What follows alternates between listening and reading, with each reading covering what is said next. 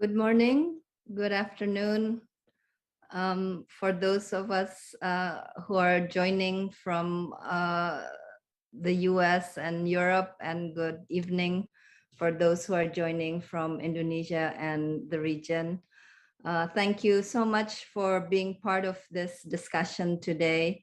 It is a real privilege to have the opportunity to bring in historians from different parts of the world for this conversation on Soedjatmoko's intellectual journey. I want to give special thanks to those who are just breaking fast in this Ramadan month. Thank you for taking time from your evening breaking fast with the family and also the religious rituals. Thank you for taking time to be with us today. This panel is part of a year-long series of virtual discussions commemorating 100 years of Soedjatmoko. We have collected his writings, Soedjatmoko's writings, since 1948 till the year of his passing, which was 1989. More than 300 papers on a website called membacasoedjatmoko.com. You will be able to access that at any time. The objective of this initiative is to introduce and maybe reintroduce Soedjatmoko and his thinking, particularly to the young generation, to the new generation of intellectuals who are thinking about the same things that Soedjatmoko grappled with during his lifetime. This panel today is the third in the series. We had the first one in January with LP3ES, which is one of the first civil society think tanks in Indonesia, set up in the 80s, where Soedjatmoko was very deeply engaged with. We also in February had a panel with young Indonesian scholars who are part of an association of young scholars and also an association of scholars for academic freedom.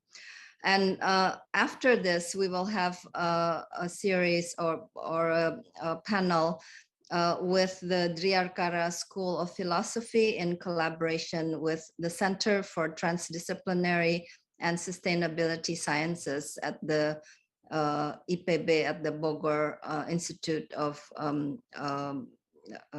Agriculture. So today's session will be focused on Soedjatmoko's international intellectual journeys. I'd like to take this opportunity to thank David for initiating and organizing this panel. Soedjatmoko dedicated many years of his life in the global intellectual community, and we were wondering who would be interested in convening such a panel, because most of his colleagues have passed away already. So we're very happy to find interest from David, who's a historian of intellectual thinking on development with a particular interest on Global South intellectuals. And we feel very privileged to have Lin here as well, who will give the transnational perspective, a very important perspective and very relevant one today particularly. And Soedjatmoko, he saw his identity not only as a Javanese or an Indonesian, but also as an Asian, and was very engaged and believed in the Asian endeavors of his time. And also we're very proud to have a young Indonesian historian with us, who's the son of a very dear friend. So Farabi, thank you for being part of this panel today. And last but not least, thank you for Scott. He's a he will bring his experience and wisdom as a development practitioner, a mover and shaker in his own right, and happens to be my husband. So thank you for agreeing to moderate the discussion. So without further ado, I'll give the floor to you, Scott. Thank you, everyone. Selamat berdiskusi. Well, thank you, Nana, and thanks to everybody for coming to tonight's roundtable on Soedjatmoko and his intellectual engagements. To those of you in the Western Hemisphere, good morning. To those in Indonesia, selamat malam. And like Nana, I would also like to put a special thanks to people who are coming here after they've opened from the fast. Our theme today is Soedjatmoko and his intellectual engagements. And I think it's going to be a very exciting evening. When I was reading the 3 essays that we'll be discussing tonight, I couldn't help but think of another dead historian, the late historian of 20th century Europe named Tony Judt, and his book that was called Reappraisals. Reappraisals was a call to the 21st century to not let the apparent triumph of neoliberalism make us forget about the great debates of modernizing Europe, when grand theories about nationalism, communism, socialism, and humanism were being formulated, debated, and ultimately fought over. Now, Soedjatmoko was formed in that very same crucible of big ideas, but his perspective came from what was not yet called the non-aligned third world, countries that were discovering their histories and building new futures out of the ashes left by colonialism and the unifying thrill of their newfound independence. Now, today it's neoliberalism that we're increasingly seeing in the rearview mirror, but it's not so clear what might replace it. Many of the big ideas in today's discussion are bad big ideas, militant religious and ethnic extremism, for example, or an Orwellian tripartite Cold War of China, Russia, and the United States. If neoliberalism and developmentalism are going to fade away, what can we say about the value of what should come next? Well, this is the setting for tonight's discussion of Pak Soedjatmoko, a time when a reappraisal of one of our greatest humanist thinkers can inspire us to revisit the purposes of development and how to reconcile the many incompatibilities that modern societies are facing. As tonight's papers will argue, Pak Soedjatmoko was an intellect that managed to be both universal and particular at the same time. He was part of a community of engaged scholars that were themselves trying to find a place in their own turbulent societies, while also trying to build a shared sense of human values and progressive politics. Soedjatmoko was a man deeply rooted in the soil of Indonesia, but his Indonesia roots also had sprouted branches that reached into the debates and discussions that were taking place in Asia, Africa, Europe, and Latin America. We're lucky to have 3 distinguished panelists with us tonight, each of whom will be presenting their original research on Pak Soedjatmoko, but who also collectively will be telling a story about the remarkable adventure of one of the 20th century's great thinkers. Please let me introduce our distinguished speakers. Dr. Farabi Fakih, our first presenter, has a PhD from Leiden University and currently works as a lecturer in Gajah Mada University. He's the author of Authoritarian Modernization in Indonesia's Early Independence Period, which is an important historical analysis that looks at the close link between populism, development, technocracy, and the rise of the authoritarian development state.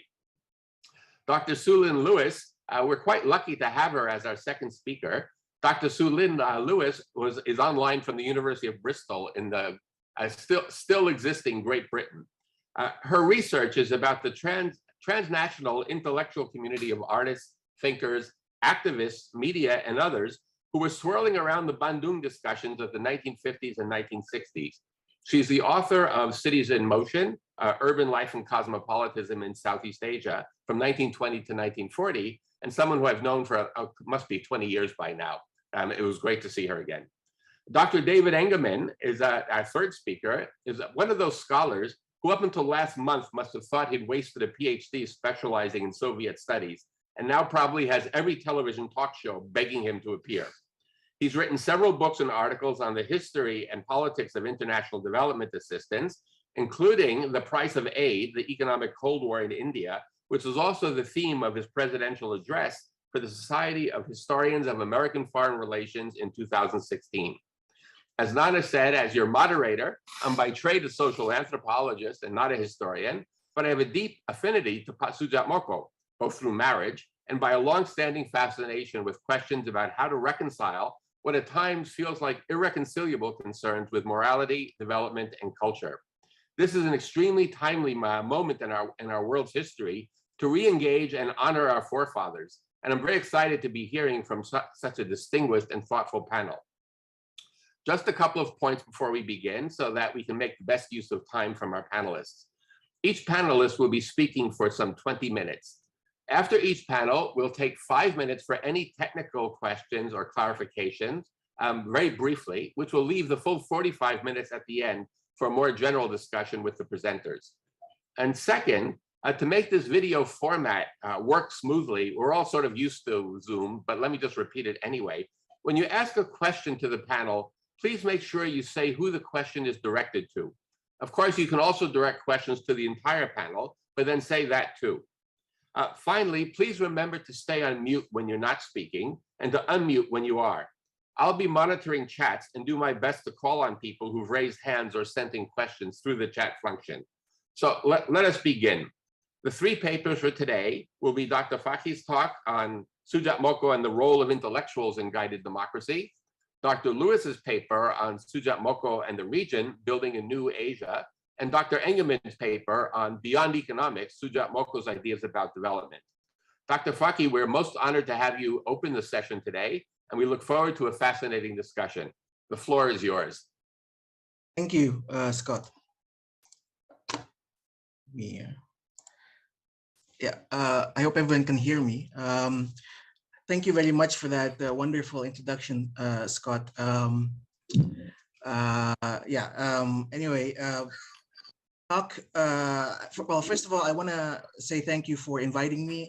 David had been the person who contacted me, asked me whether I'd be interested in this, and of course, I felt very humbled to participate in the series of lectures on Soedjatmoko this year. I'm not an expert on Soedjatmoko, but my study has been focused more during the guided democracy period, the 1950s, 1960s. So I will try to discuss Soedjatmoko's ideas in his early period, but also the kind of tensions that is inherent in the effort or in the philosophical ideas that Soedjatmoko has put forward during the 1950s, which continued on until today. So my talk focuses on Soedjatmoko's early ideas, on specifically the role of intellectuals within Indonesian society in the 50s and 60s. Now I have to stress this preliminary, so it's basically just sort of to start a conversation. Soedjatmoko is a figure that has symbolized Indonesian aspirations for the idea of the Satrio Pandito, right? The scholar knight, uncorrupted, steadfastly righteous and moral, an example that is important, especially in the context of Indonesian disappointment with its with how it developed after independence. But in a way, you know, his moral philosophy, the one that is so celebrated. I mean, we have half a dozen or more books on Soedjatmoko written by Indonesians throughout the 20th and 21st century. There's so much talk about him and celebration about him in Indonesia, but it is, of course, curiously absent in its implementation. Instead, as we've seen in the development of Indonesia, state-society relations in the 50s, 60s, afterwards, the 20th century actually, of course, as we now know, saw the rise of a violent developmental regime. What does that mean for his moral philosophy, in particular for the ideas of the intellectual in Indonesian society? So going back to Soedjatmoko's main ideas, Soedjatmoko's ideas on the intellectual, if we want to understand it fully, it requires us to understand his entire philosophy. And I think Ignaz Claydon, in an introduction to a collection of his writing, of Soedjatmoko's writing, was very succinct in pointing out his core philosophy, which is the notion of what he defined it as the notion of autonomy and the notion of freedom. And autonomy and freedom that Soedjatmoko thinks is on the context or on the level of the individual at the global level. So he, the core idea of freedom that Soedjatmoko wanted to push was how do we create, how do we free the individual, but not just Indonesia, but at the global level. And in that context, really the idea of freedom is the ability to achieve expression, personal, individual expression in whatever form one wants to achieve them, right? So this context of the freeing of the individual. So in that sense, the idea that the individual has to be freed at a global level means that Soedjatmoko is a cosmopolitan. And I think this is an important context in understanding him. In this way, his Indonesian identity really, in a way, is incidental to his principle of a global individual freedom that he wants to achieve. Now, Claydon has pointed out that his philosophy is probably grounded in Kantian cosmopolitanism and Enlightenment liberalism. And although Soedjatmoko never particularly point out this connection, it seems, of course, obvious throughout his career as an intellectual. Now, but even so, despite this, the project of achieving individual freedom, because he is an Indonesian, he has taken this task of creating freedom as an Indonesian problem. So if we I mean, later on, of course, Soedjatmoko is known more as a global thinker, as someone who worked, in the United Nations University and so forth. But in the 50s, it was very much an Indonesian problem, which is, so he was dealing with how to create Indonesian modalities that would allow for the people, and in this case specifically, the Indonesian people to achieve freedom. Let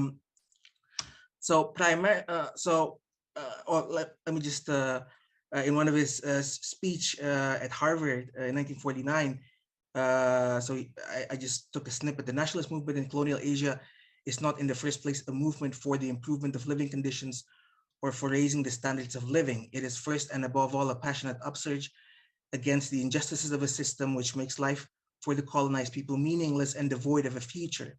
For that is how the colonial relationship is experienced by the colonial subject. So the problem with colonialism isn't an economic problem or a political problem. It's a problem that it reduces the ability of the individual colonial subject to achieve freedom, to express themselves. So it is, in essence, an ethical, and moral, and a just struggle for the individual. So in that case, then, the 1950s was an incredibly experimental period, right? Because this is the first time in which the Indonesian project took on life. The big question: how do we develop into a nation? And Soedjatmoko got on very deeply into this project, and I can see, particularly in two ways in which he has sort of taken on trying to develop an Indonesian modality of the 50s and developing, a new Indonesian man or something like that. And primarily, my article touches on the two articles, the three articles actually that he wrote that was quite, in my opinion, very important understanding his thought on what kind of project he wanted to create. So the first one, of course, was his involvement in the development of Indonesian history through, in 1957, the National History meeting or conference held in UGM in Yogyakarta, in which he wrote an article on how to craft the Indonesian history and historiography that placed, in essence, how do we make history that would allow for Indonesians to think for themselves and to achieve freedom by writing with an Indonesian perspective. So his idea mainly about Indonesian history is that it is a national historiography. It's a national history, but one that isn't confined to nationalism or patriotism, but one that is crafted to allow for the achievement of freedom. The second was on the Indonesian development and its relationship with culture and social relations. This is much more, in a way, famous, especially outside of Indonesia. And in the context, the discussion is that in order for Indonesians to participate, the big question was that it required a change in mentality, in culture, in social structure that would make the Indonesians modern. So in this context, and what modern means is scientifically minded, critical. So in a lot of ways, it is very much about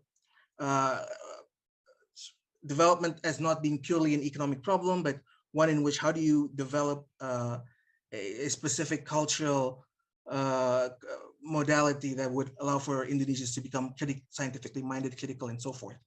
And so it is related to creating a new and modern Indonesian society, an Indonesian man based on the principles of freedom. And so history, culture, society is to be harnessed for this end. So Indonesian nationalism isn't to achieve the development of the nation, is to achieve the development of the people, of the individual. Okay.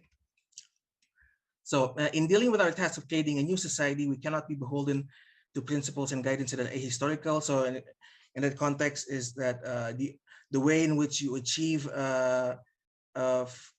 freedom is that the individual understands its history, that it is an historical being and not an ahistorical being.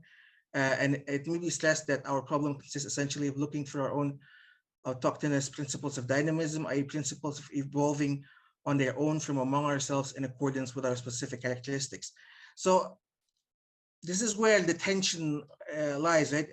On the one level, it's about developing universalities in the context of individual freedom. On the other is celebrating the historical rootedness of Indonesians. So in developing this new society, it has to be based on history, based on its own culture, but also has its global engagement and achieving with the assumption that one only becomes truly free within its historical and cultural context. So now my discussion is on the rise of the guided democracy. And please, Scott, if I pass my time, please tell me. I don't want to take too much time, but I'll try to be faster. So Sukarno's efforts, the rise of guided democracy in the late 1950s, in a way, is Sukarno's effort to contain this expanding managerial or expert development under his revolution. So he was. This was a period in the 1950s in which increasingly there was more and more of the state is under managerial and expert control, and required so. But Sukarno wanted that to be under a revolutionary leadership. So in 1957, Sukarno, with the support of the army, abrogated liberal democratic order of the 50s and implemented a revolutionary state. It was, in his words, in Sukarno's word, a planned revolution in order to experiment with forms of development that would increase the participation of the people. It is in reaction, as I said before, to a growing managerial ideologies and a growing, hegemonic spreading ideas of the developmental state. Now, in both these states, guided democracy and the developmental state coerced people for the purposes of development. Now, Soedjatmoko declined Sukarno's offer to become part of the guided democracy state in 1957.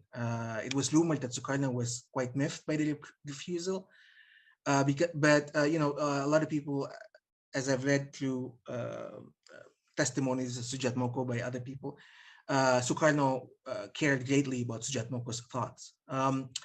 Now, as part of the guided democracy revolution, there was a series of new institutions developed to integrate a lot of people within the state, including the Indonesian Science Council, MIPI, which later on became LIPI, who in 1961 held a seminar in Bogor on development, in which Soedjatmoko was invited to write a paper.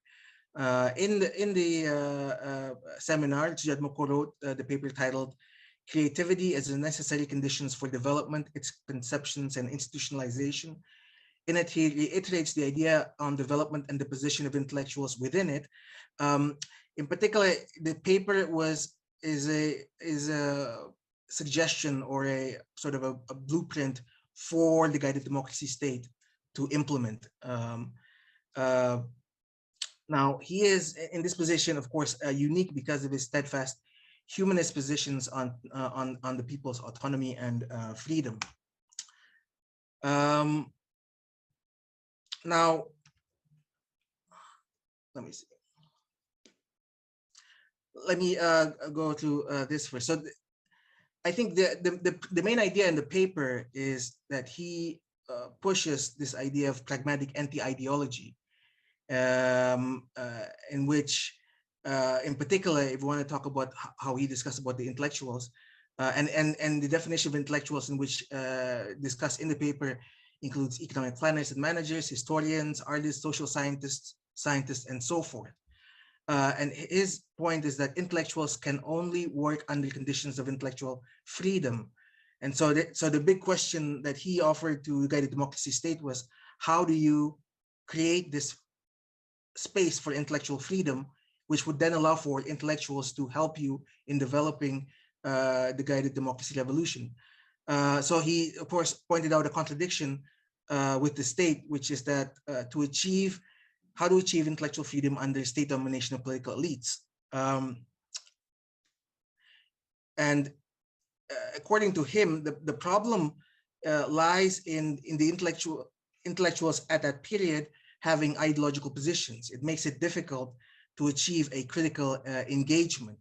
So what he was telling within the paper was that instead of doctrines, what you needed was methods. So just as in writing of history, the primary position of the intellectual should be based on pragmatism and a concern for the people's welfare and freedom.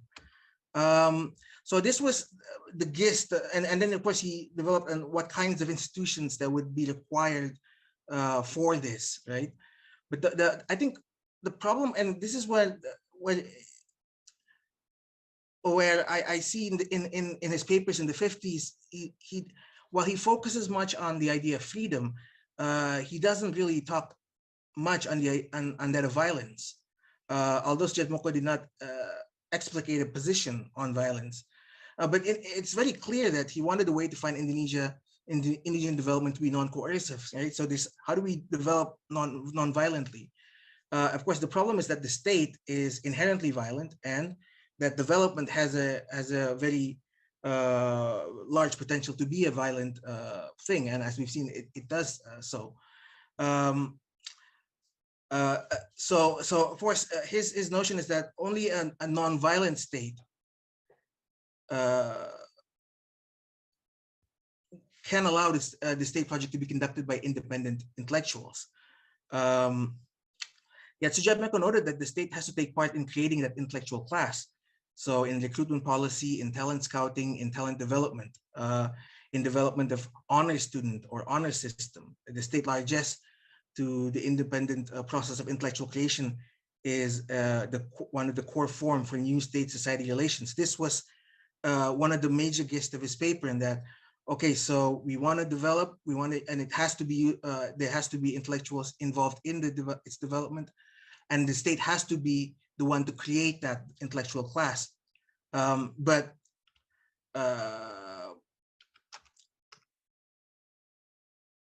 So in that case, then the context, economic planners should be detached from administrators and given freedom in planning organizations. So institutions, right? How do we develop that as institutions? Universities should be sanctuaries for intellectuals, developing scientific curiosity of the students. Artists should be given the freedom to express themselves through artistic organizations. The people should be provided by civil institutions such as hobby clubs that would develop their scientific mind and become modern citizens. So it is a bottom-up approach to civil and non-state institutions. So the society envisioned by Soedjatmoko is undoubtedly modern, in fact, a Western liberal society based on a successful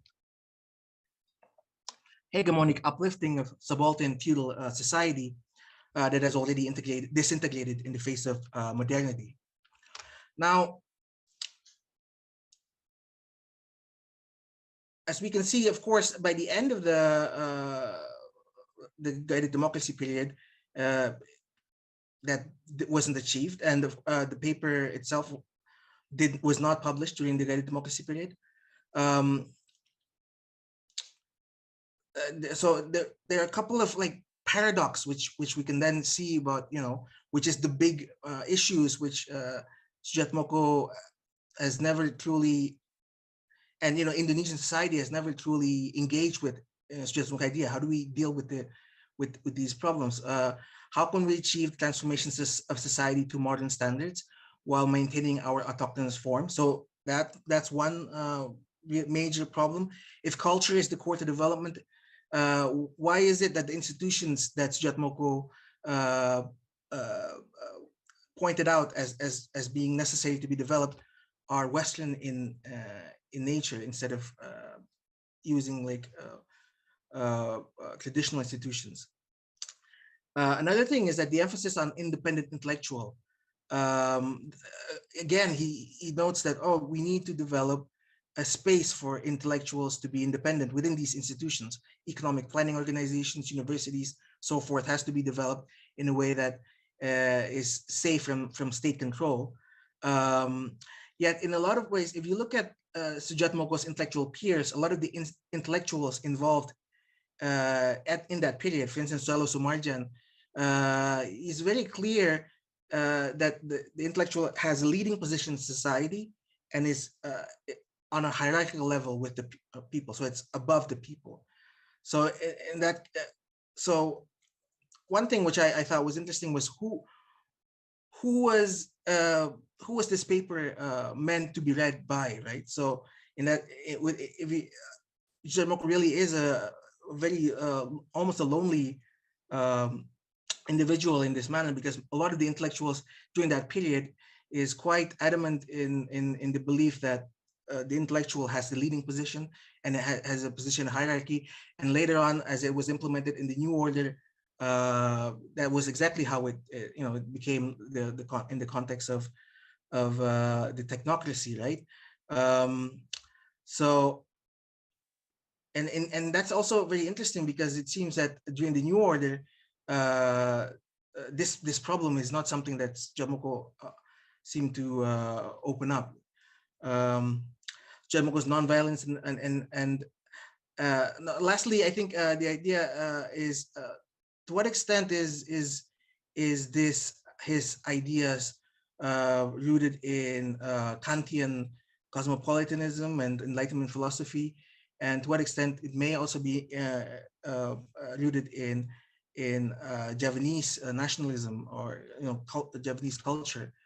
I want to just, this is the last slide, so I want to say something, because in a way, one thing which I thought was interesting is that when I read about Soedjatmoko and his writings, it reminded me a bit of Noto Suroto, the artist and nobility from the Pakualaman court, a cosmopolitan man of Dutch Indonesian standing. Noto Suroto was considered a traitor to the nationalist cause, and primarily because he didn't join into the national, during the colonial period, he didn't join with the Indonesian nationalist movement, because he feared that Indonesian nationalism would end up in racial violence. Now, Soedjatmoko says that his non-ideological stance may have been rooted in his father's belief that when he was young, he wasn't allowed to enter into politics because he still had violence in him, right? So in that sense, perhaps Soedjatmoko's ideas of freedom had its roots in both Kantian cosmopolitan enlightenment as well as Javanese mysticism. Soedjatmoko, of course, was a man of a different time. He was extremely privileged by history, and in comparison to Noto Suroto, was completely forgotten and considered a traitor. But in a sense, his stance of non-violence, his position of not entering into the ideological position, going into, in a way, it mimics that. And I wonder whether there's something about this particular passive Javanese notion of not freedom, of non-violence, I guess, that is something which we can trace from Soedjatmoko's ideas. Yet his vision of a non-coercive development is as fanciful as Notre-Sloto's vision of Dutch Indonesian cooperation.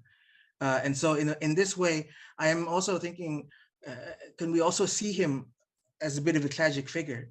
Because this core global individual freedom that that is his core philosophy, it's almost impossible to. And if you look at how it developed in the 20th century, it was very much the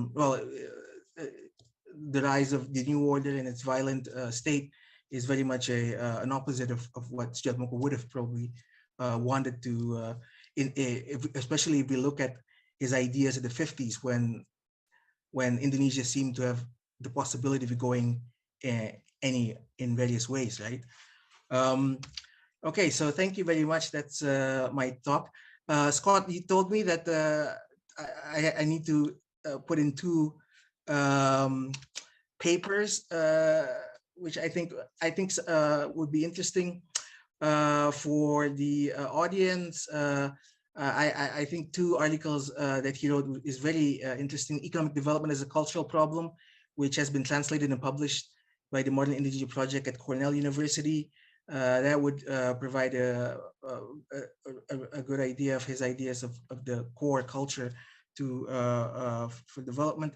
The second one is the Daya Cipta sebagai unsur mutlak dalam pembangunan, the paper that he presented in a conference in 1961. In English, you would say creativity is an essential element in development, conception and institutionalization, because in it he sort of in a way provide a blueprint for what his ideas of what a kind of democracy should be, what kind of indigenous society should be based on these notions of freedom and nonviolence. Thank you very much. Well, thank you, Farabi. That was absolutely fantastic, and things I hadn't even known before. So I really appreciate the intervention. What we'll do is take, if there's 1 or 2 questions that have come in on on a technical question or a clarification, please send them now. But otherwise, we'll proceed to Su Lin for the next presentation. Good. I thought that was quite clear and quite interesting also. So Su Lin, let's turn to you now on discussing moving from the Indonesian roots of Soedjatmoko over to more of the regional dialogue and the regional discussion. So over to you. Yeah, so sorry, I'm having trouble again with my my PowerPoint. All right, you can skip the PowerPoint. I have some really nice images though. I don't know if it's because Farabi has just shared, but anyway, I'll try a little bit after the intro. But okay. Okay, I just want to, selamat malam, everyone. I just want to begin by thanking David and Kamala for inviting me. It's been incredibly inspiring to be immersed in Soedjatmoko's ideas for the past few weeks. And I'm very grateful to the whole team at Membaca Soedjatmoko for making available this wonderful treasure trove of his writing. So terima kasih. Today, I'm going to be speaking about the wider context of Soedjatmoko's regional engagements across Asia and the wider Afro-Asian world, covering the independence era to the early 1980s, and thinking about how these early conversations with people across the region in the context of decolonization shaped his thinking about transnational cooperation, social justice, and humanizing development. So in February 1947, in the midst of Indonesia's revolutionary war, then Prime Minister Sultan Syahrir sent Soedjatmoko to Singapore to send letters to the UN Security Council, to India's Jawaharlal Nehru, and to Egypt's foreign minister to alert them to a suspected attack from the Netherlands. Soedjatmoko was then a 25-year-old journalist for the Indonesian magazine Siasat, and a contributor to the Free Press of India, which had offices in Singapore. 1 month later, an Egyptian plane sent by King Farouk arrived in Yogyakarta with a letter recognizing the Republic's sovereignty and brought back a delegation of 30 Indonesians to attend the first Asian Relations Conference in Delhi. Let me just see if it's working. No, it's not. All right, I will skip the PowerPoint.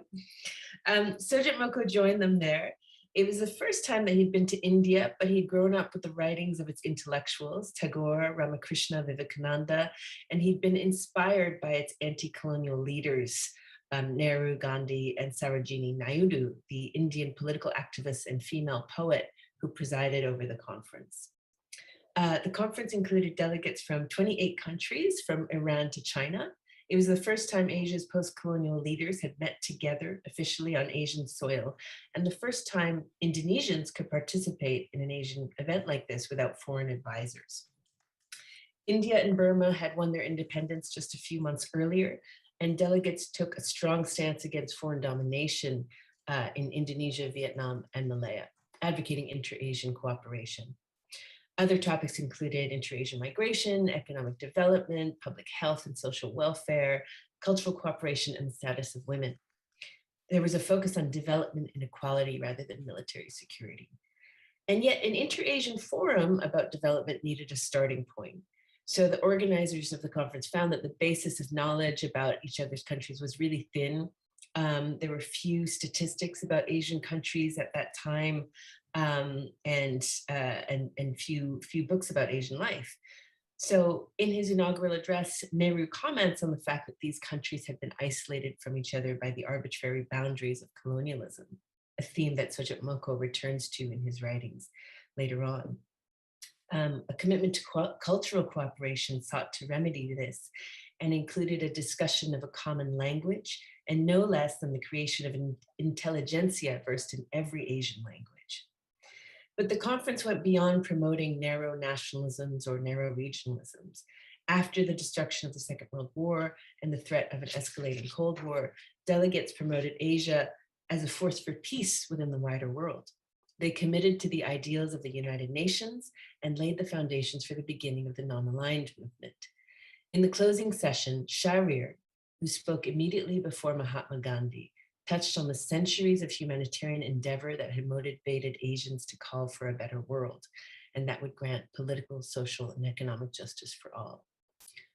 There was a line from Nehru's opening speech that stayed with Soedjatmoko, and he would recall it when he came back to Delhi in 1982 to give the Nehru Memorial Lecture.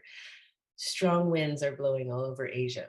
Let us not be afraid of them, but rather welcome them, for only with their help can we build the Asia of our dreams."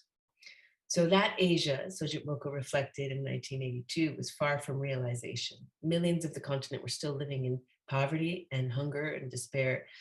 And yet in that almost 40-year period between that first conference in Delhi and his return, Soedjatmoko had dedicated his life to furthering the ideals of development, equality, and regional cooperation and internationalism that he first witnessed in the city. So that's the period that I'm going to cover here.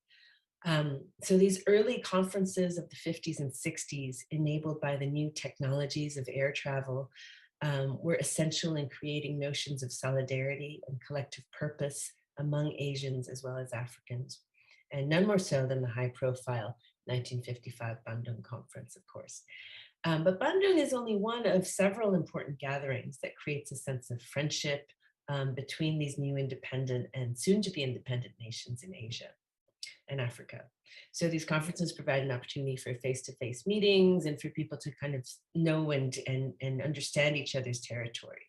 So after the Asian Relations Conference, Soedjatmoko actually takes a trip with Shahrir around India and writes about his impressions of the country for Siyasa. At Delhi, there's also this breakaway faction of Asian socialists, including Indonesian, Burmese, Indian, and Japanese socialists. And this is likely to have included Soedjatmoko as a member of the Socialist Party. Shahrir says about this that he thought that the ideology for a united Asia should have a more integrated content.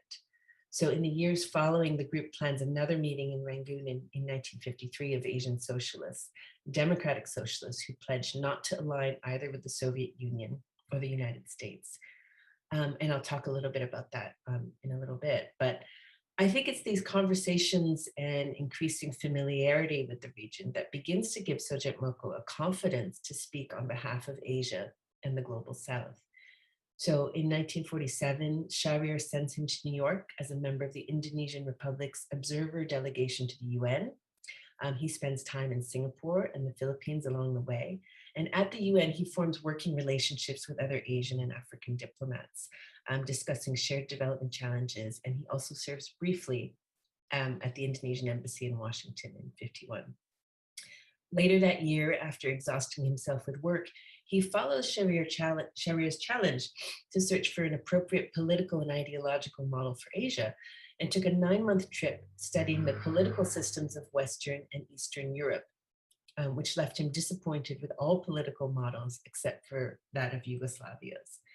Yugoslavia's commitment not to follow either a Soviet or American path set the example of a third way and focused on worker self-management, advances in industrial efficiency and social equity, and is really kind of inspirational for many Asian socialists in the region.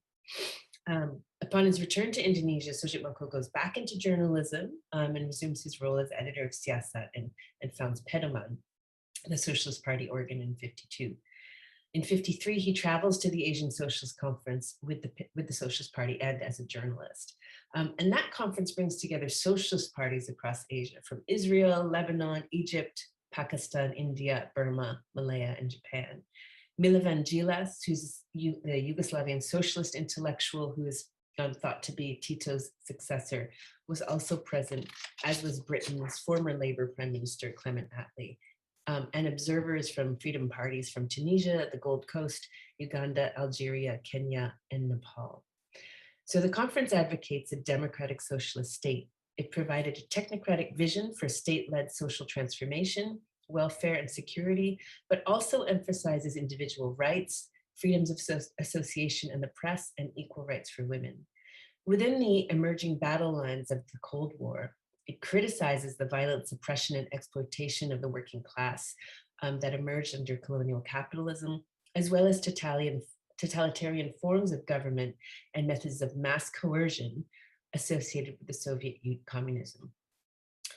So the essence of democratic socialism is defined at the conference as a striving to attain greater happiness, justice, and dignity, and the fullest possible chance of self-expression for the human being. This deeply humanist vision of politics and development would continue to dominate much of Soedjatmoko's writings in the decades to come. In an analysis of the conference that appears in Sikap and Siasat, Soedjatmoko praises it for its spirit of collaboration. The parties didn't know each other at first, and the conference was fraught with arguments, but it resulted in persesuaian paham, collective understanding and consensus.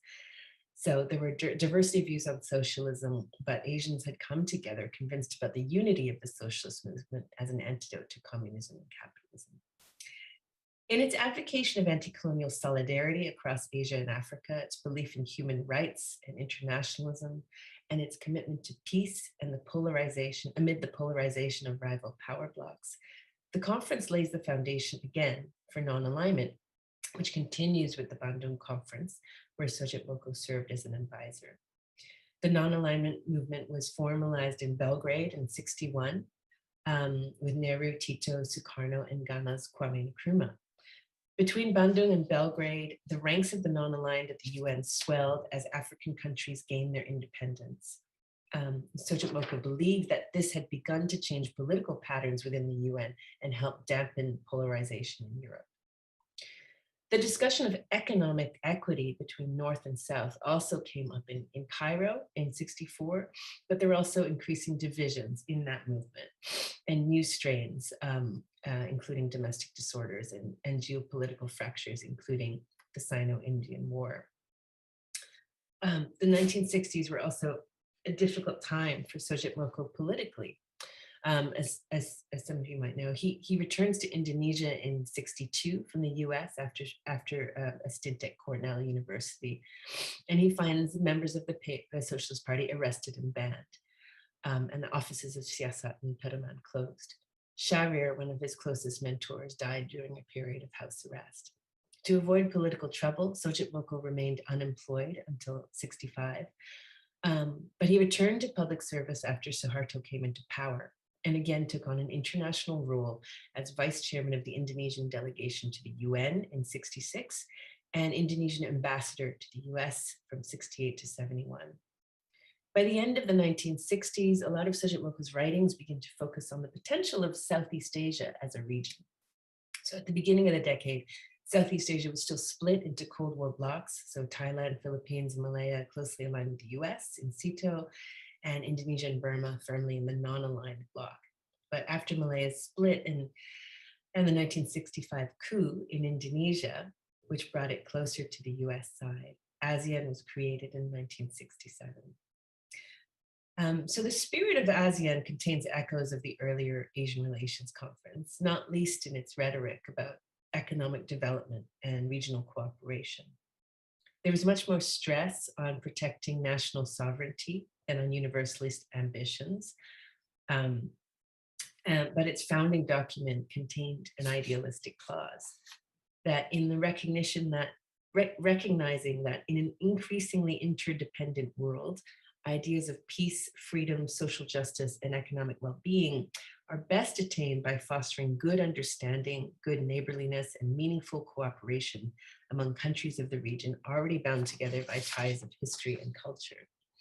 So I'm not sure exactly how much Soedjatmoko was involved in ASEAN's founding, but we know that in 1967, he was a personal advisor to Adam Malik, the foreign affairs minister.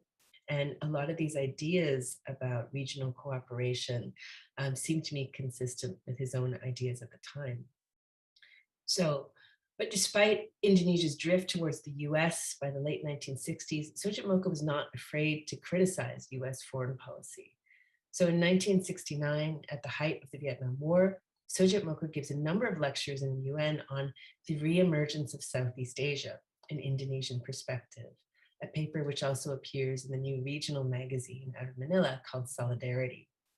As he argues, it is not the political color of a regime that counts in the end, but its capacity for nation building and development. He pointed to the US idea of the domino theory as a gross oversimplification of historical processes that go on in the area and that obscure and distort rather than illuminate our understanding. He was always ever the historian and a deep scholar of culture and society. And he spoke of the long history of trade, religion, and diversity that shaped the region, whose development had been stunted by colonial rule. So these histories of inter-Asian dialogue and connection are not often told, but in doing so, Soedjatmoko talks about regional integration with a much longer, richer history beyond that of foreign policy. I also want to bring in some of the ideas that Farabi touched on, as well as looking ahead to David's paper and pointing to his ideas about development in the region. So he argues that the real dynamics of economic development could only be partially reflected by external quantifiable indices like growth and export rates. Rather, Southeast Asians were concerned with developing a new sense of direction in society and with the deepest, often moral motivations for social action. And there's this wonderful line where he says, when we speak of development, we are really speaking about the modernization of the soul. So what does he mean by this? Part of this is that development had to be made legible, that it could be understood, not just at the statistical level, but at the level of humanity, and most importantly, religion. And this is kind of an interesting contrast to Farabi's talk about the role of science in the 50s. I think a lot of socialist intellectuals and technocrats are starting to move more towards religion and consider the importance of religion in this period. So he says, only when the goals of economic development could be shown to make sense in terms of traditionally accepted, religiously determined values and purposes could it be successful. Religion was a theme he touched on again in another essay on religions and the development process in Asia for a development conference in Tokyo. And he says that development theories have a lifeless quality about them. Nation building has its own requirements flowing out of the history, culture, size, and geopolitical situation of a nation. And the transformation of old societies into new societies requires answering ultimate questions about the relationship to man, to society, and man's relationship to the divine. This was especially true in Asia, where generally religion has determined the inner shape of society. This is part of the quote. And he talks about a transcendental order. What's interesting here is that he's also very keenly aware of the need to stress pluralism, arguing that no single religion should be identified with the development process, which should involve all religions in the country and their organizations building a transcommunal consensus for development. So religion has to be involved in questions of goals as well as means, and raise questions about the desirability of alternative social systems. So Soedjatmoko continues in the 1970s to work towards international cooperation and understanding, but he continues to face domestic political battles as he did in the 1960s, this time under the Suharto government, which falsely accused him of masterminding the Melalui incident of 1974. And after students demonstrated against the Japanese prime minister's visit. And his role in regional and global dialogues became ever more important as he lectured tirelessly around the world and served on various boards, including the Ford Foundation. And he was sometimes prevented from leaving Indonesia, as in 1974, when he was invited to testify on human rights before the US Congress. In 1975, he gave a lecture on social justice in Indonesia, again showing a deep awareness of the region's historical political struggles and emphasizing the role of religion in shaping ideas of equity. The increasing greed, commercialization, and ostentatious lifestyles of the newly rich, this is his quote, particularly in comparison with continued poverty, have triggered an intense moral revulsion and led to new concerns around social justice. Across Southeast Asia ideologies. So he's been talking about the ideologies such as communism that are compelling non-communist countries to think of alternative and competitive development strategies. This is in the context of the new international economic order, which is a system of kind of global governance and that's being promoted by a lot of countries in the global south, in Asia and Africa, to change the development paradigms. So he's reflecting on also the limits of ideologies, including communism, democratic capitalism, and socialism, in providing strategies for development. He says that homegrown ideologies are likely to shape these societies, providing a sense of direction, and that it's the role of the intellectual to tap into the unarticulated yearnings and aspirations of society. For his efforts, I'll skip this. I know I'm short of time, but he's awarded the Raman Magsaysay Award, and he talks about various issues around poverty and how we cannot work in isolation, that we all share the burden of each other's success. And that's, again, kind of thinking about transnational efforts. When he comes back to Delhi in 1982 to give that lecture, he again affirms the need for regional cooperation and interdependence among developing and underdeveloped nations. The North-South dialogue has become too much the preserve of bureaucrats and not the millions once stirred by the banner of freedom and equality. So I'm going to stop here because I think this is a good note to end on the possibilities of regional solidarity and non-alignment in the global South. Today, these calls are being echoed by activists and intellectuals from Asia and Africa who are rediscovering these early connections around decolonization and answering Soedjatmoko's call to think beyond the preserve of bureaucrats.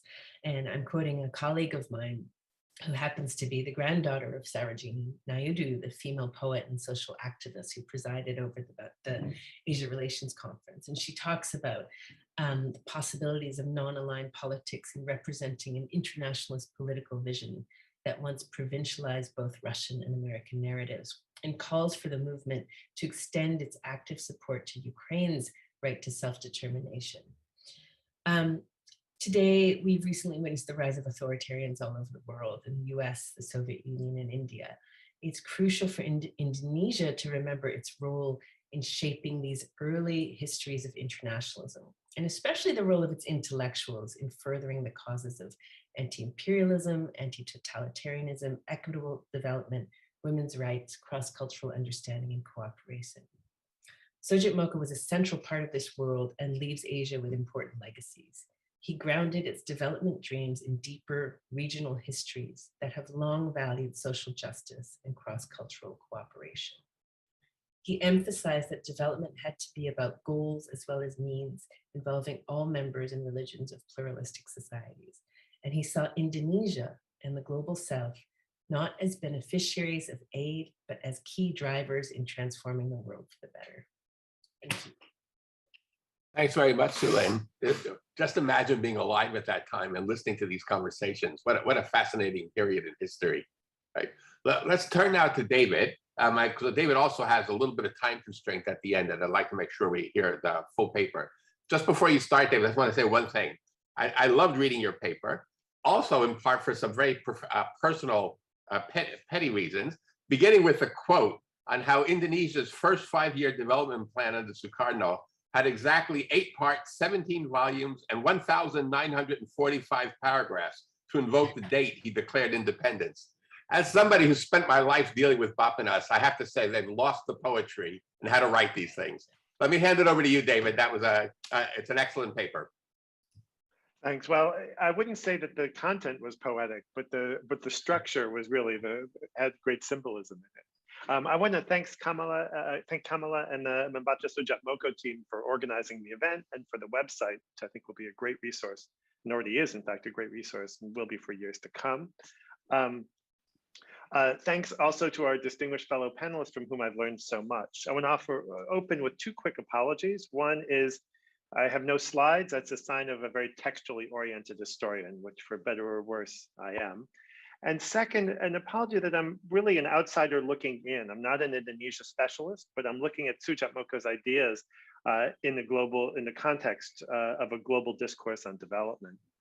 And I'll argue, just to put the argument up front, that Soedjatmoko was a sort of a prophet in terms of development. And I want to sort of lay this out and answer or suggest possibly why that was the case. In doing this, I'll abandon the historian's usual love of chronology to tell the story in a slightly unconventional way. The paper opens with a very brief account of changing theories and practices of development globally. It then, in doing so, it focuses on 2 economists, Mahbubul Haq from Pakistan and Amartya Sen from India.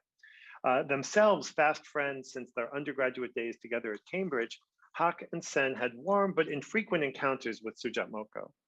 Next, the paper will explicate some of the main currents of Soedjatmoko's ideas about development, focusing especially on speeches he gave in Japan in 1979 under the title Development and Freedom.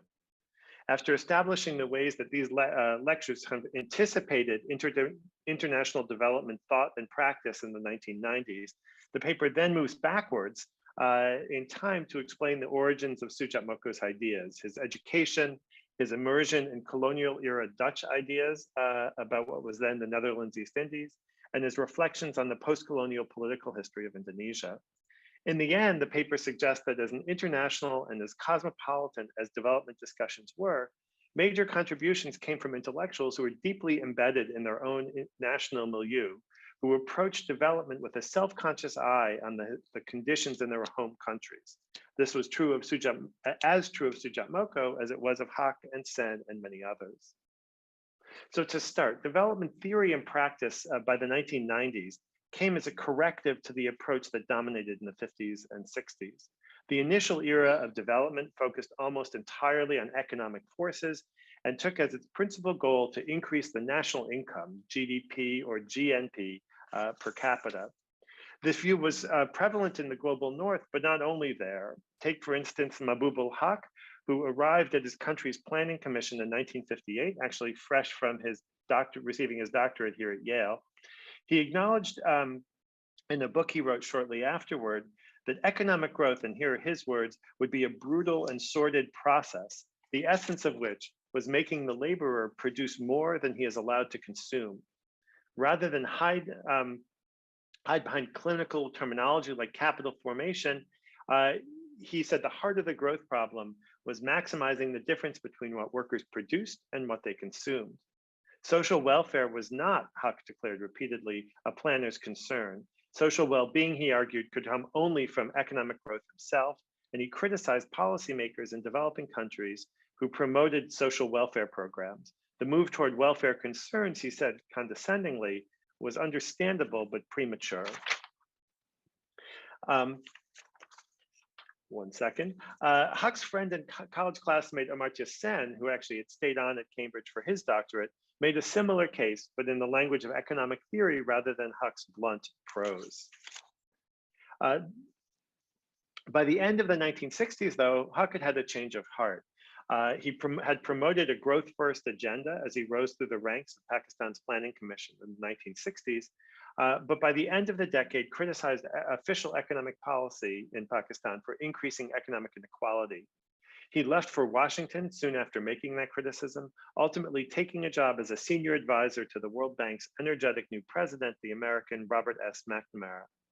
At Huck's instigation, McNamara transformed the institution from a bank into a development agency and focused the efforts of the bank on the poorest of the poor. Huck, for his part, convened a group of economists from within and beyond the World Bank to formulate a concrete policy that came to be known as basic needs or basic human needs. Huck and his colleagues made the case that focusing on basic needs would help the poor live better lives and at the same time increase their productivity. This mixture of kind of economic and non-economic factors helped the term gain currency in the 1970s.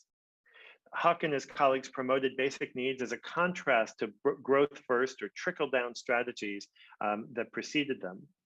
Yet the approach was hardly met with universal acclaim. Within the bank, more conventional growth-centered economists considered the approach likely to slow down economic growth. And in the global South, skeptics, in fact, like Soedjatmoko himself, worried that basic needs would open up a new avenue for donors to meddle in recipients' economic policies. While this is happening at the World Bank, over across Washington at the American aid agency, USAID, Agency for International Development, they were turning to basic needs on the one hand, but also starting to use Western NGOs as service providers for their own reasons that actually tied up for things we needn't concern ourselves with here about US domestic policy. NGOs became all the more prevalent in the 1980s, again, led at least in part by American efforts in the presidency of Ronald Reagan, when the combination of a general antagonism toward governments providing services, combined with the desire to bring more evangelical groups into the development world, NGOs grew more prominent in USAID efforts. With the number of NGOs doubling over the 1980s, observers declared that those years the quote NGO decade and devoted special journal issues to these new arrivals on the development scene. Meanwhile, Huck was still promoting a new approach to development. He created in 1990 the Human Development Index, which combined measurements of health in the form of life expectancy and education in the form of literacy rates, along with standard of living, into a single index that was designed to compete with straightforward indexes measures like GDP per capita.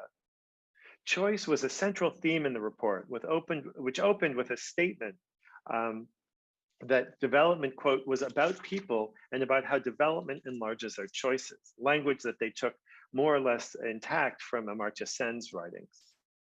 While the Human Development Report itself said little about mechanisms for improving human development, the concept and the index both fit well with the strength of NGOs, adding further momentum to the expansion, their expansion over the 1990s.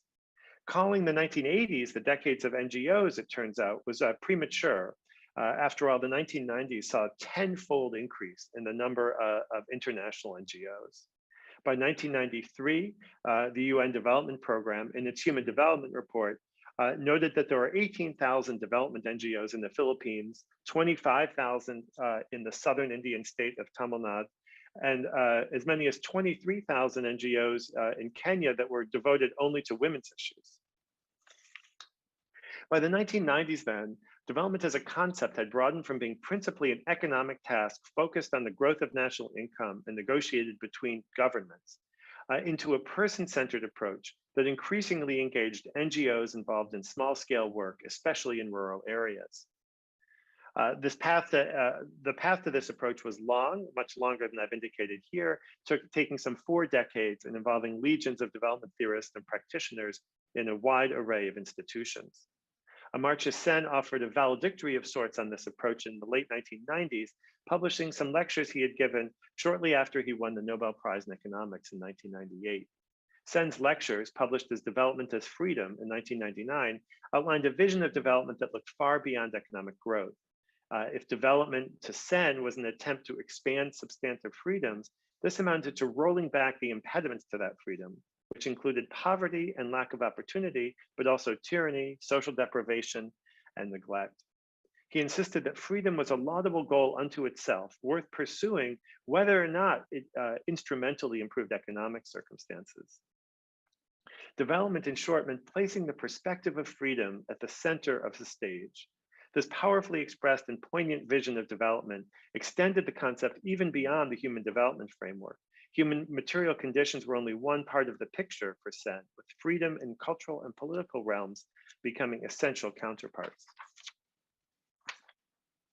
Sen's Development as Freedom is readily compared to Soedjatmoko's lectures, Development and Freedom, given in 1979. Soedjatmoko's lectures represented his long and most thorough effort, systematic effort, to articulate a full-fledged vision of development. The speeches pulled together numerous strands and concepts that had appeared in Soedjatmoko's many writings and speeches, especially in the 1970s and 1980s.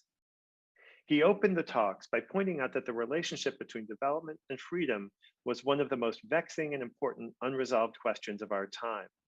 One that concerned not just those living in what was then called the Third World, but really concerned the future of humanity worldwide.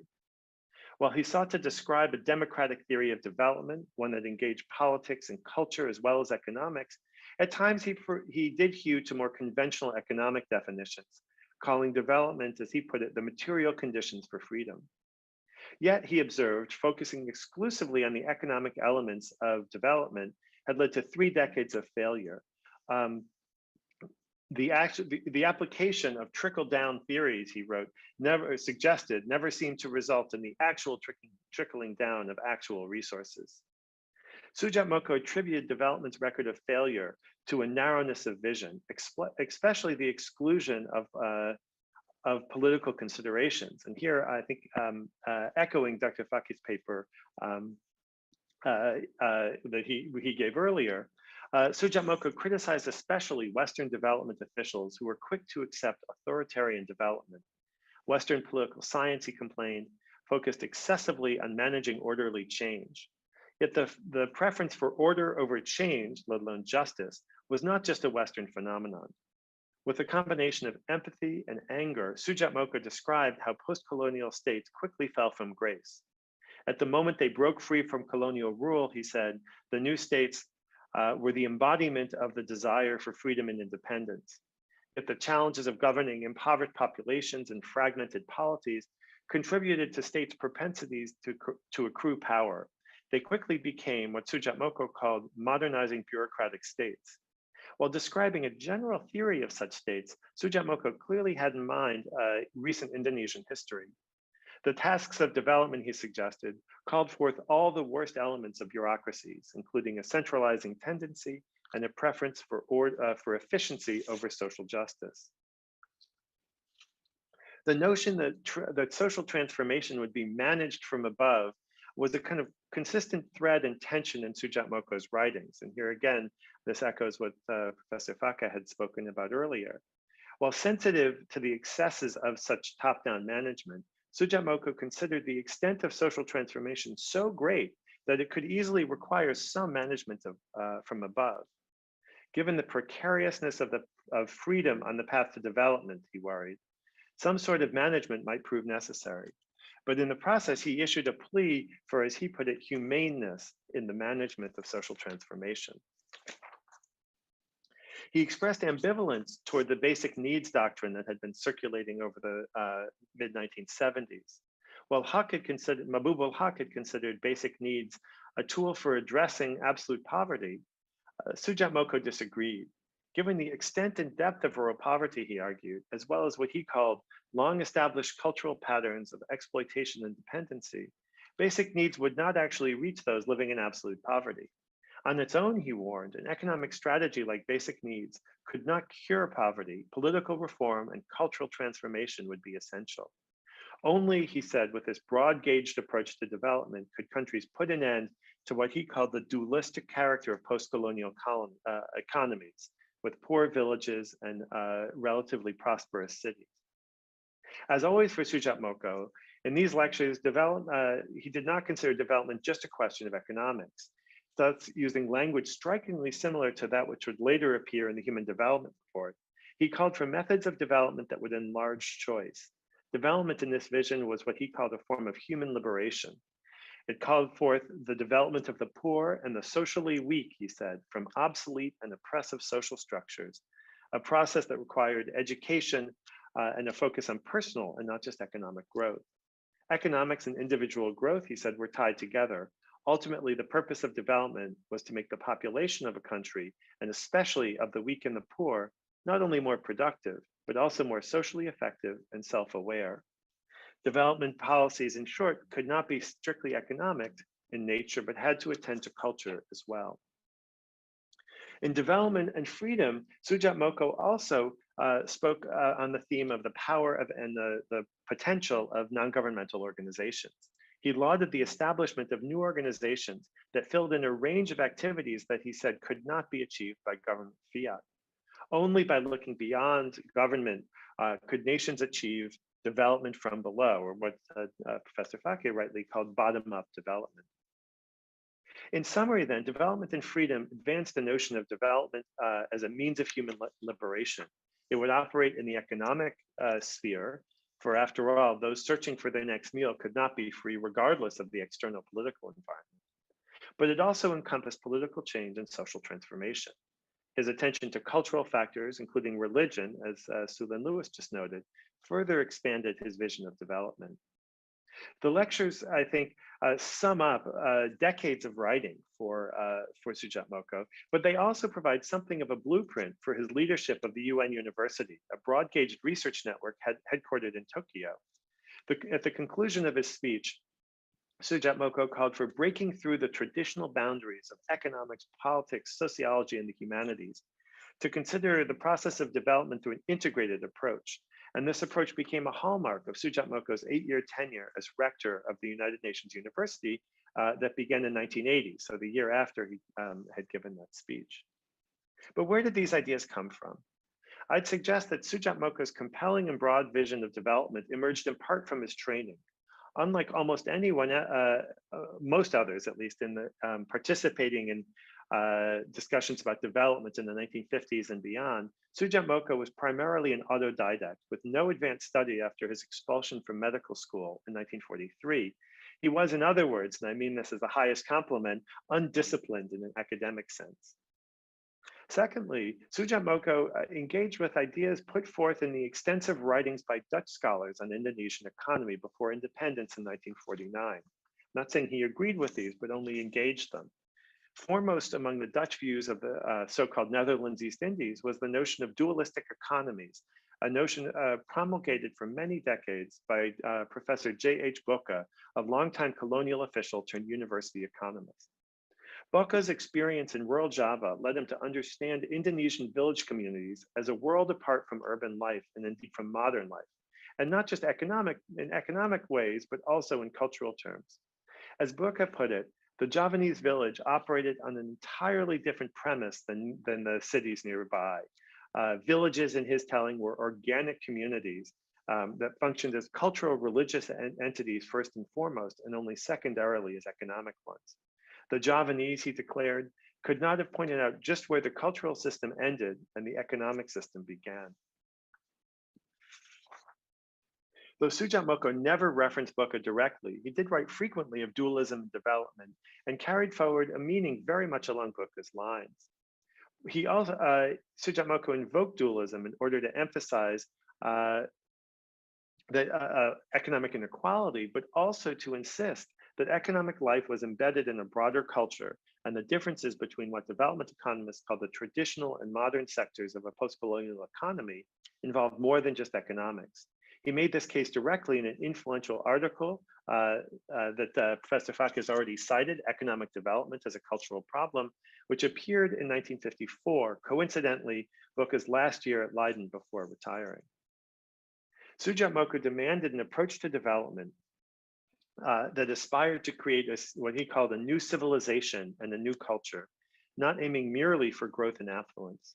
In writings on everything from higher education to social justice to private investments, he referenced the sharp economic and cultural contrast that dominated different sectors of Indonesian economy and life. By the early 1980s, the world of development experts was starting to catch up with Soedjatmoko and began emphasizing the human dimensions of development, or eventually the concept of human development itself. Ironically, the retrograde politics of dualistic economies, as the Dutch understood it, opened up this broader conception. Finally, Soedjatmoko's broad vision for development was shaped also by his participation in an observation of Indonesia's post-colonial history, about which we've heard much already. His term, the modernizing bureaucratic state, is an apt description of guided democracy under Indonesia's founding president, Sukarno. Sukarno rose to power as a nationalist leader who successfully mobilized a disparate population in order to achieve hard-fought independence from the Dutch. Yet Soedjatmoko wrote, he was not necessarily up for the task of a developmental state, one trying to build a modern economy within the newly independent nation. The nationalist generation, Soedjatmoko observed, brought Indonesia to the gateway of independence, but cannot adjust itself to the demands of an independent nation embarking on development. So in conclusion, Soedjatmoko's vision of development, as explicated in Development and Freedom, was remarkably prescient, not just covering, but also connecting a range of development issues that would enter more mainstream conversations among development experts a decade or more in the future. In looking ahead, Soedjatmoko also looked backward in at least two senses, something that will make historians happy. First, in Development and Freedom, Soedjatmoko incorporated many themes that he'd been addressing less systematically in various articles and speeches over the prior decades. Secondly, the speech drew deeply and meaningfully on Soedjatmoko's engagement with and reflections on colonial and post-colonial Indonesian history. Speaking at Gajah Mada University, actually a speech that Professor Fakih already cited, Soedjatmoko urged that the past offered a path to what he called an open future. In Development and Freedom, he made good on that claim. Central aspects of his argument build on engagement with economic dualism, a profoundly colonial logic in both literal and figurative terms. And he worked hard to try and reconcile, or at least understand, how Indonesia's highest hopes for freedom came along with a post-colonial history of non-democratic and even violent rule. So at the same time that Soedjatmoko in 1979 made a timely universal argument, it was also one rooted in Indonesian intellectual ferment and in Indonesian history. Thank you very much. Thanks, David. We're going to turn now. We have 3 questions that have come in so far to start the discussion. I know, David, you have to leave a little early, so let me encourage anyone who has a question directly for David to send that ahead. But we're going to start first with a question from Pradipto Niwardono to Dr. Fakih. And his question is, if you may have seen it, but is, how do you perceive Soedjatmoko's ideas of intellectual freedom in comparison with Sumitro's managerial and technocratic approach, as in your PhD? Soedjatmoko seemed likely to be closer to Dr. Sutono in his moderate position, rather than to Noto Suroto as a peripheral figure in Indonesian cultural nationalist stream, while sharing similar views of Oriental cosmopolitanism. So Dr. Fakih, I hope that's clear. Sounds like it's your PhD. Thank you, Scott. Thank you, Pradipto, for the question. Let me just read it again. How do you perceive? Well, I think it's quite different, in my opinion, because Sumitro's managerial technocratic approach is, of course, the basic idea for a developmental state, right? So you had the Bapenas, or you had the which would then create rules that would percolate down into society. Soedjatmoko's idea was, of course, very different. What he encouraged, the guided democracy state to do is to create spaces in which intellectuals could function independently of the state. That's a bit weird because we don't know how that would work actually. But that's exactly the way, and Soedjatmoko's promotion of his ideas is not vague, but it's very what do you call that? It's very idealistic, I guess, in that sense, right? But there's specific core, and he does give you directions, where to go from this, what institutions to build, but only in a very vague sense. But I think that's because his main or core approach is how do we make this so that it doesn't create violence? I think, or at least in that sense, how do we make this so that it also supports freedom? Now, so that's what I feel like that's the core idea of his thought. And so in that sense, I think that's why Notre I thought was a bit more pertinent in regard to the fact that his ideas that Indonesian nationalism has the potential to create violence was so strong that he would opt for not to participate at all. And that's a position that one can make actually, but it's not a Western position. I think it's not a liberal one. Maybe it's more of an Eastern, like you can maybe think of it as sort of I know that this is very generalizing, but kind of sort of something which you would think of, for instance, someone like Gandhi, for instance, right? So you step back from that. That can also be a position. You step back from participating because of your nonviolent position. And in that sense, Notre has that, even though the difference is that Notre tragic tragedies because nobody cared about him, right? So, and then he died alone in poverty, whereas Soedjatmoko was just at that cusp in history in which he had that kind of privilege to be.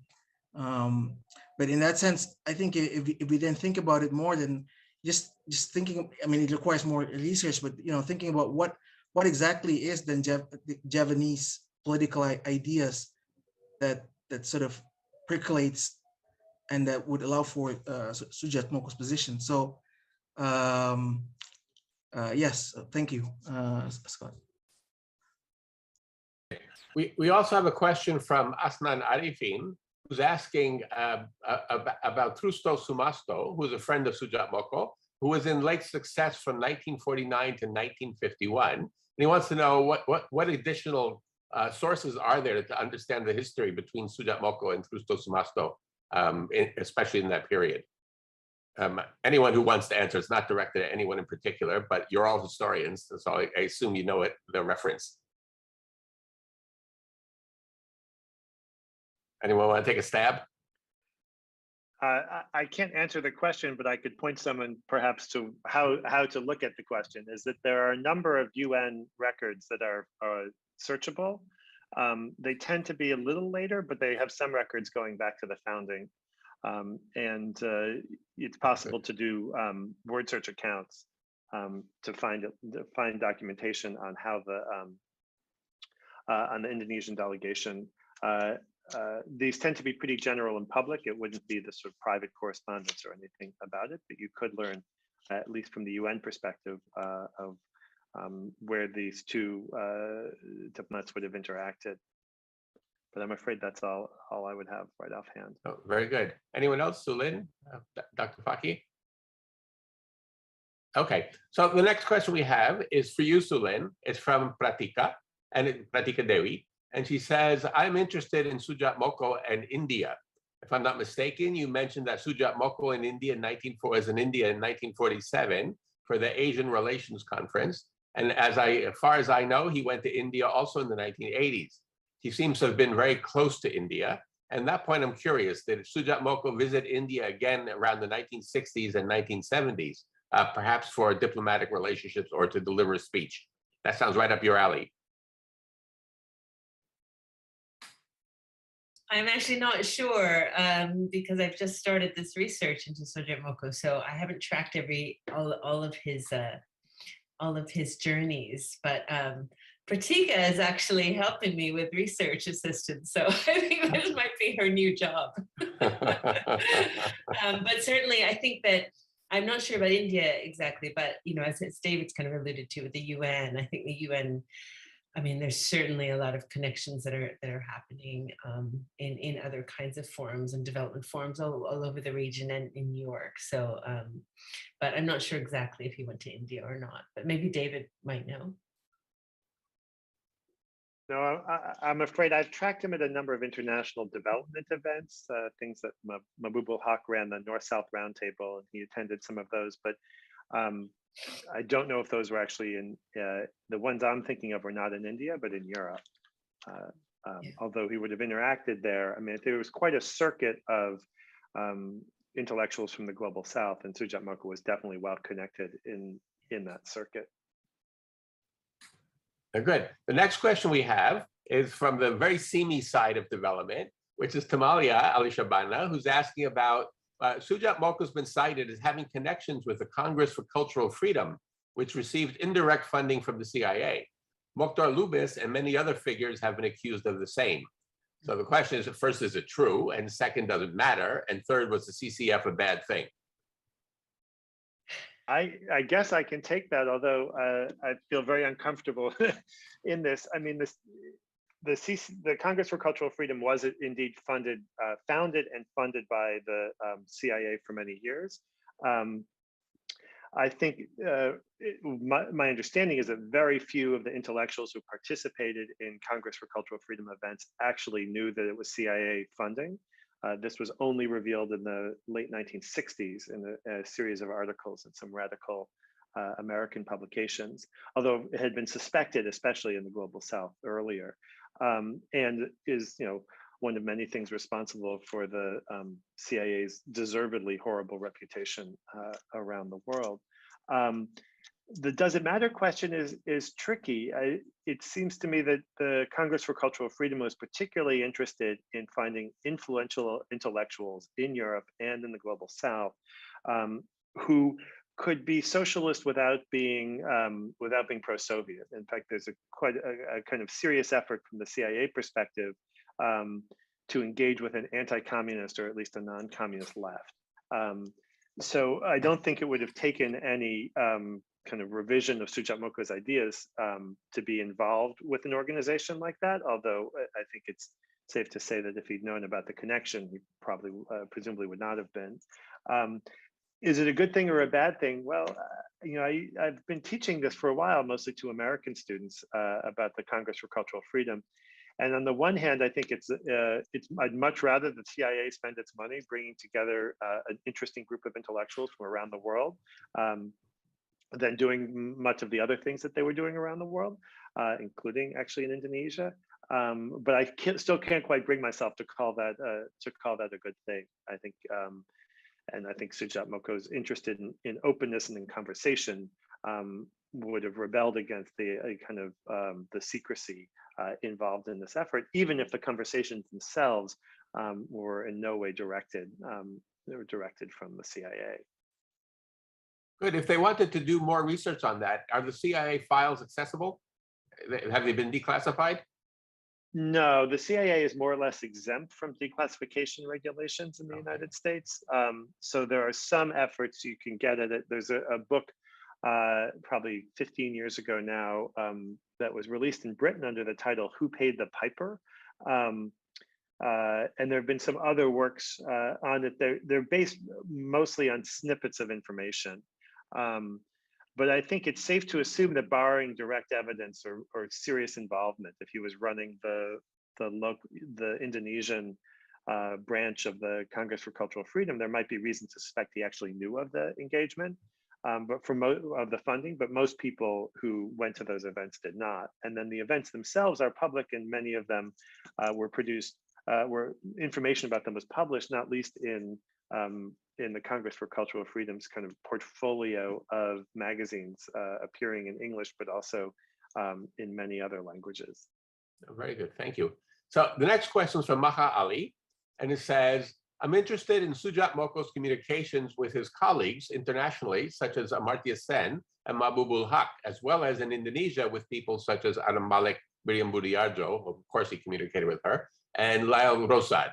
Are there any records of his diplomatic communications or correspondence? And if so, would these be accessible in the National Archives, Indonesian National Archives? It's not directed at anyone specific, so feel free to jump in.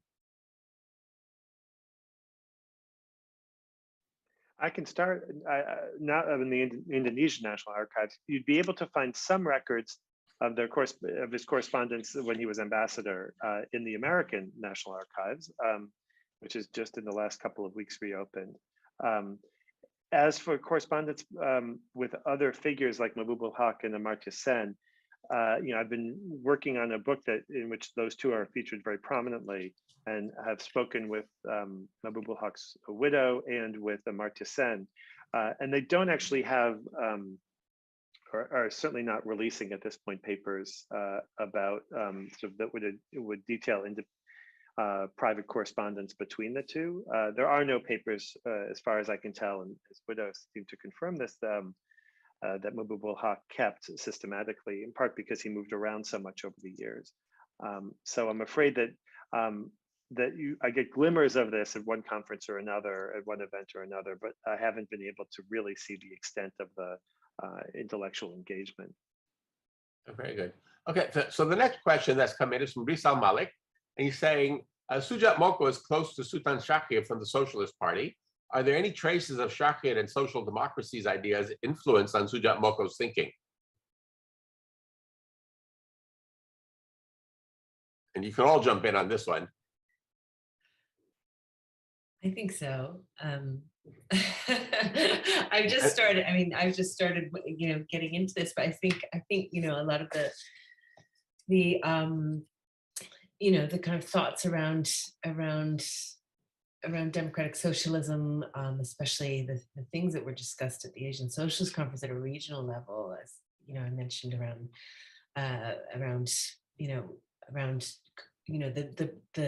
the threats of coercion and kind of thinking about individual freedom and human capacity. I think those are there, but I wonder if Farabi could maybe say something more about Shahir's ideas explicitly.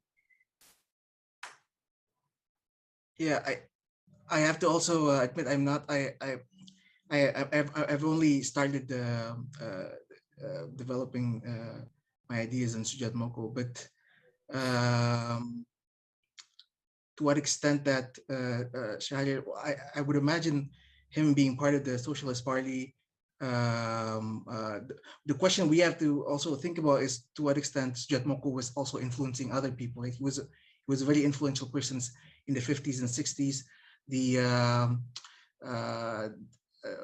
I forgot the Artist's Proclamation in 1963, sort of liberal a vision of arts that promoted I forgot the name, promoted like individual freedom, for instance, in 1963, pointed to Soedjatmoko's role in. So I think in that sense, it's hard to break down unless you probably have to do like a very deep readings into all his writings and the discussions with Sultan Shahir, but they sort of meld together, right? So there's a but his core ideas has always been in that level. It's that is based on what you would think of as Kantian cosmopolitanism, and in that the streak is also there in the Socialist Party. So I can't answer actually the question, but I think it's hard to disentangle, I think. That's right. I think you're right on that. And I'd like to pick up on a theme from Sue Lin's paper on the importance of conferences and personal connections as part of developing that intellectual community there, and be a very bad moderator and see if Nana would like to add anything as well on the Shahir Soedjatmoko connection. Because a lot of it isn't going to be through the papers, it's going to be through the personal contacts and engagements. So Nan, if you're there, would you like to say anything on that? Okay, this is moderators. intervention here.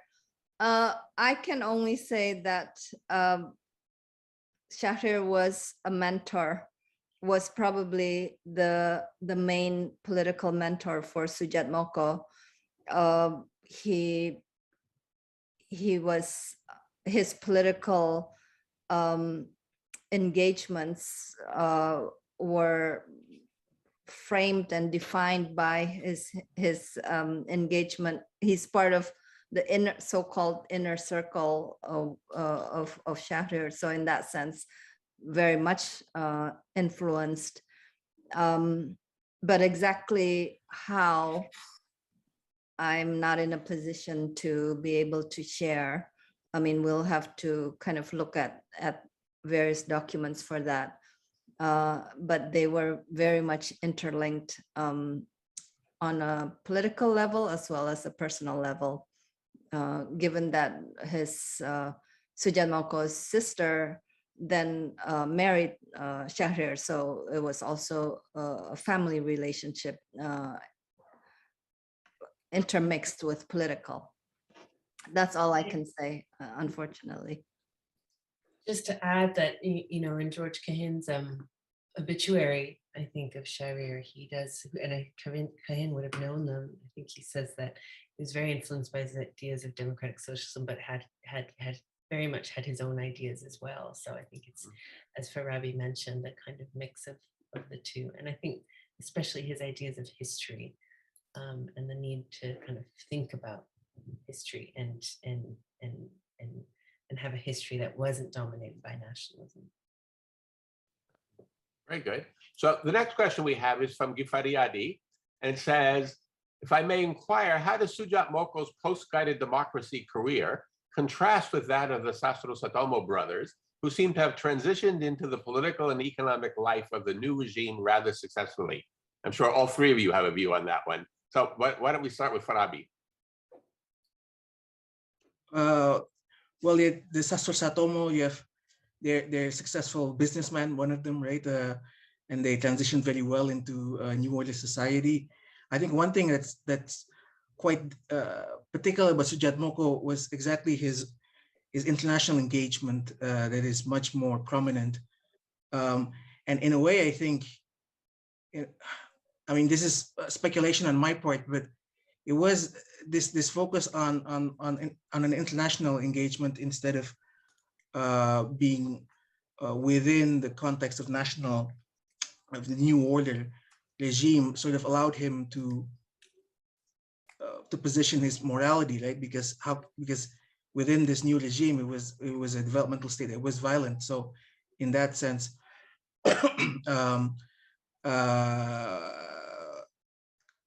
I can't really say, but you know, I think maybe Soedjatmoko opted to have a more international relations, knowing how Indonesia was transitioning into a militaristic state, for instance. That would be my take on it. So, Great.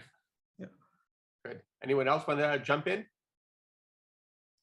I see we have a good reference. I think I agree with everything that Farabi has mentioned. I just wonder about just his real need to preserve his independence and his intellectual independence, and that need to kind of think about the importance of intellectual freedom that Farabi has mentioned a lot in his talk as well. That actually segues into the next question, which is quite good too, asking on what exactly Dr. Farabi means of the phrase that the economic planner should be detached from the administrator functions. Yeah, that was Soedjatmoko's suggestion. So the idea is, of course, that planning is conducted within the administration, right?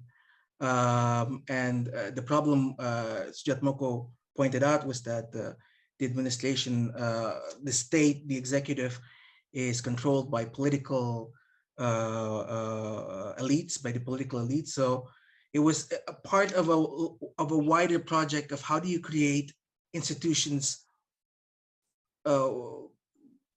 supported by the state, but not dominated under the political elite. So that was his primary idea, I think, well, one of the primary idea that he talked about in his 1961 speech for MIPI. And I'm not sure how that would function actually. So that's also a bit, but he had like, oh, we should make these institutions, and so he had, you know, but of course, again, it's all based more on his moral position, his philosophical framing, instead of really on more practical issues, like how do we create like a Bapenas that is truly independent.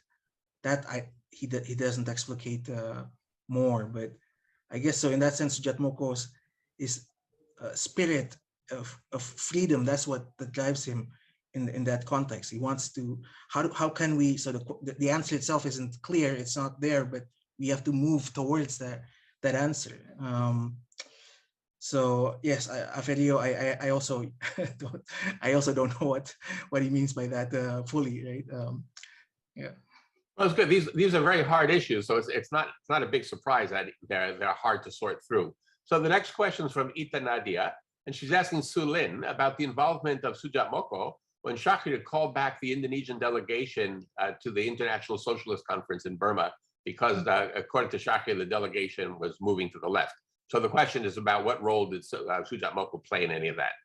Okay, yeah, thank you, Edith, for that question, because it allows me to elaborate. So the Asian Socialist Conference was not just an event in '53, it was also an organization that lasted until about '56, '57. It had a second conference in Bombay, but the organization itself had was a secretary in Wiono, who was from Indonesia. So it was very much, it published a number of periodicals, and it was attempting to kind of create an organization of Asian socialist parties. But Ita, I don't know exactly the details of Shahrir's calling back the delegation. You might know more, so I'm looking forward to talking to you about that. And Soedjatmoko's involvement. But I think that there's a lot of rifts, ideological rifts, that are starting to emerge between the different socialist parties. And I think in general, in the left, in general, in this period, it's becoming very difficult with the rise of the Cold War to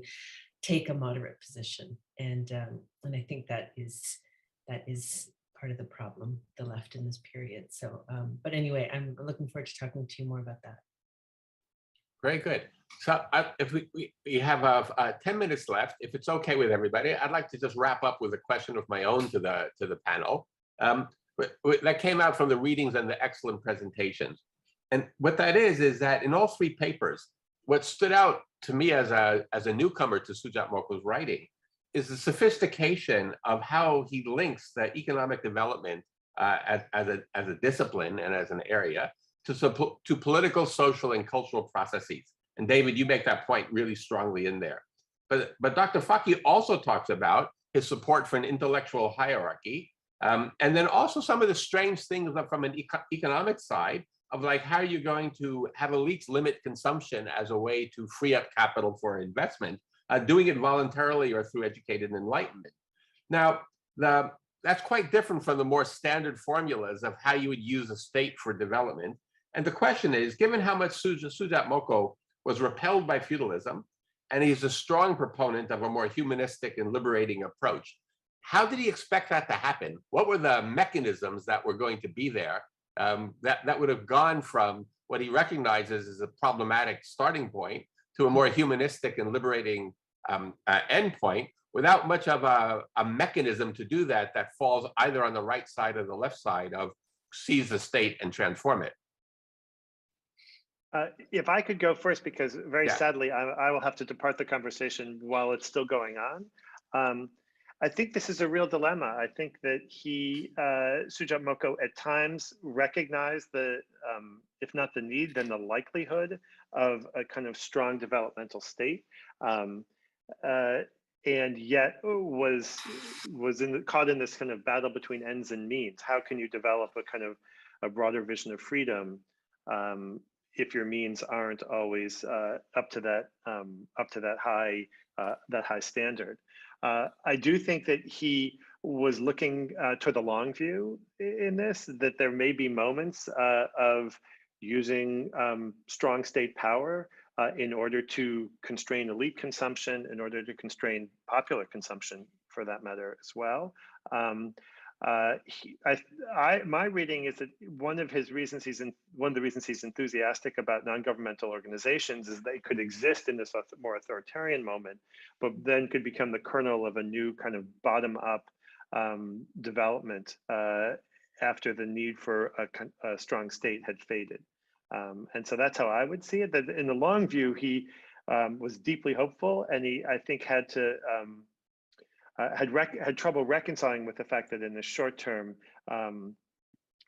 those kind of the standards of cultural and political and economic freedom that he upheld may not be possible to maintain all of those along the way. But with NGOs as a kernel to a kind of new future freedom was a solution. But I'm sure there are other readings of his voluminous writings on this topic as well. Good. Anyone else want to jump in on how do you get from A to B? I had the same question, Scott, but I'm just starting to look at these writings, so hopefully I'll know more. Dr. Fakih? Well, primarily my writing is in the 50s, his writings in the 50s, right, and 60s. And that period, of course, I think it's a bit different from, say, the New Order period, where a functioning developmental state already exists. But during the 50s, there was still so much possibilities happening in Indonesia. Well, it seems to me like he envisioned the development of various social organizations. So maybe in the 70s and 80s, it transmogrified into NGO specifically, but what he imagined was much more broad-based. It was really, I mean, he imagined everything to work for this achievement of freedom. So history allowing people to have their own agency, but also everything from the Boy Scouts to ladies groups to, and in a lot of ways, what I feel is that he was enamored by Western society or something. At least in my reading is in the 50s, because a lot of the institutions that he wanted, like hobby groups and stuff like that, that seemed to be like, taking something from so a new kind of social engagement that was non-feudal, right? That was, and that had to be implemented alongside economic development. That it had to be, because you're changing people's mindset, you're changing people's modalities and so forth, and it had to be done through these various levels of social organizations, social groups. So in that sense, it's massive. What he envisioned was something very massive, and how that would be achieved is something I have no, because he doesn't also explicate on that part. How do you then make these kind of how do you turn Japanese farmers into hobby group enthusiasts or something? But it was massive. And one thing which I thought that Sulin, you talk about like religion, that happened later on in his life, right, in the 70s upwards, because he didn't talk much about religion in the 50s, or at least that's and maybe it has something to do with, because I think that's another aspect that he always had a spiritual aspect, which within his which may have been within my discussion of it may have something to do with Javanese spirituality or something like that, which didn't appear during the 50s and 60s, maybe because it was such a modern period that doesn't allow for spiritual kind of discussion. But that by the 70s, then he could, and it came out as religion. And so in that sense, maybe we also misread him in the 50s and 60s by looking at it purely through the lens of like Western kind of, logical Enlightenment perspective, instead of seeing also a deeper Javanese mysticism or beliefs that also is part of his ideas, maybe. Well, thank you. That's actually a fascinating area to pursue. we've come to the end of our 2-hour time period. Let's give a big virtual hand to the 3 panelists. It's been for me at least, it's been a real eye-opening and extremely interesting session. And thank you all for producing such excellent work. And let's also thank the audience for coming and staying for 2 hours in this time of the day. Also, I'd like to thank Nana for organizing this and sort of pressuring me into joining. I really learned a lot from it, and appreciate the entire effort of revisiting Soedjatmoko's thought. I don't know what the next session is going to be, but I'm certainly going to be one of the people signing up to listen. So thanks, everybody, and have a good evening for those of you in Indonesia, and have a good day for those who are not. And thanks again to everybody for the session. Bye-bye. Ciao. Thank you. Bye.